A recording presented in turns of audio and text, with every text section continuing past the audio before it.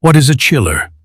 A chiller is a machine that removes heat from water or another fluid, and it's used mostly in large buildings or industries. Chillers provide chilled water that circulates through air handlers or fan coil units to cool spaces. There are two main types: air-cooled chillers and water-cooled chillers. Chillers are essential for places like malls, hospitals, and factories where split AC aren't enough. They're powerful, reliable, and perfect for large-scale cooling.